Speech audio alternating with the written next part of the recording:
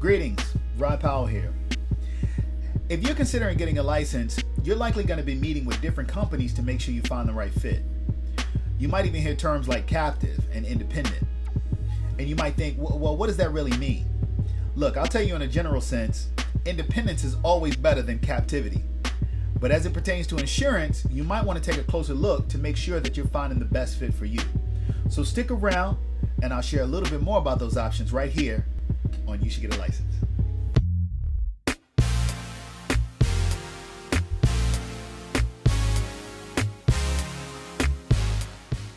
I'm sure you've heard the term jack of all trades, but a master of none.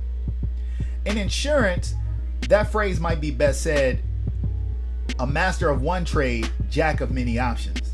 Because there's so many options on this career path, but they're all based on a very similar set of rules, regardless of the category you find yourself working in. So what does it really mean to be captive or independent as an agent? First, let's talk about what your objectives are and what it is that you're actually looking for. So if you're looking for a stable base and a system that's already in place that's going to support you in learning a very particular and specific segment of the business, or even a specific product in that segment, then you may be best equipped for a captive route. Being a captive agent means that you're working with one company and the product or products that company is offering. So you're dealing with a single carrier in most cases and the options available with that carrier. Typically, if you're captive, it means that you're an employee of the company, although sometimes you can be an independent contractor, and you're likely going to have more carrier support as well because of that relationship.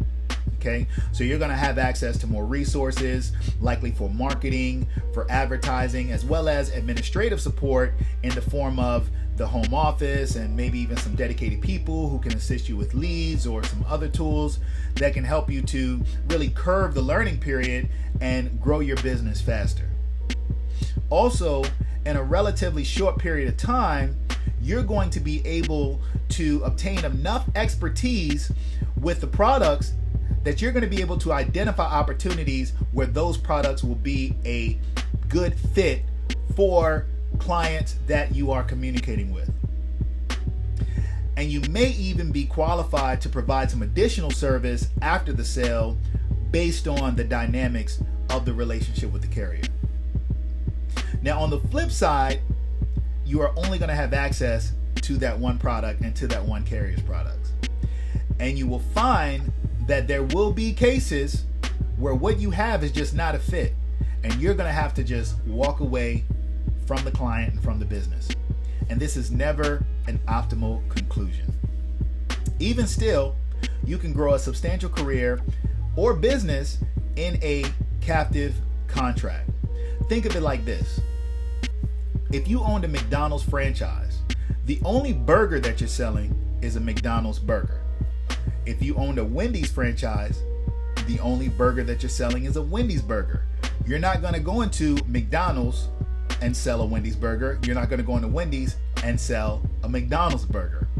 So if you're captive, that means that you are exclusively representing one specific company or carrier in the marketplace.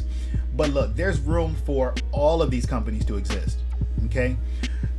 Your business is still going to be scalable in captive environments, and you're still going to be able to grow that business as big as you choose in most cases.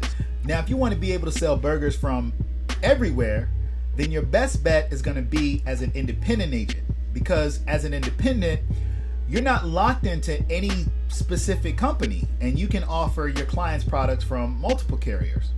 So if you ever find yourself in a situation where one thing doesn't work for someone, you're more likely going to have something else that can fit their needs from the variety of options you have available. Now, the flip side of being independent is that you may not have all the administrative support that a captive agent will have, which means that you're going to have to be very organized and have to be maybe even more of a self-starter. And when I say self-starter, that also may include monetary investments, because you're going to have to pay for a lot of the things to get your business off the ground, such as, mailers or leads or email lists, different things that you're going to need to actually build your book of business. So it's really a path for someone who is extremely ambitious and really ready to start building on their own from day one. So think about Walmart.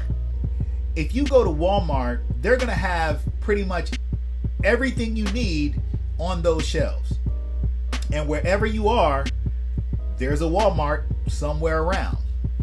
And those items can work for any occasion. So if you're an independent, you're kind of like Walmart. You got, hey, whatever you need, I got it. And if you're an agent or an independent broker, then you're going to work in a very similar way. You're going to either work for various carriers or you're going to work for various clients to find deals with those carriers. So it's really about finding what's going to work to create the best fit. So let's take a minute to just recap both captive and independent. Captive means you only work with one company, most commonly one carrier. You're going to have more administrative support. You may even be an employee. Some of the cons are going to be that everything is not going to fit everyone, and sometimes your product may not fit. Now, if you're independent, that means that you're going to represent many different carriers. You're going to work with the best one to fit your client's needs. It's going to offer you greater flexibility in the marketplace, possibly opportunity to even earn more because you have more options available. But you have to get past the early stages with startup expenses for the administration and the marketing. If I had to use a term to describe each, I would describe captive as an entrepreneurial career path where you're building a business within an organization, and the independent as an entrepreneurial career path where you're really building an organization from scratch. And look, both can lead to financial independence. It's all about which one is going to be the best for you. But there are pros and cons to each model. It just depends on, once again, what's going to lead you towards the success that you're looking for. Hey, look, I hope this was enjoyable and educational for you. If it was, please like, subscribe, leave a comment on our YouTube channel. And until next time, I hope you heard something that made you think, you should get a license.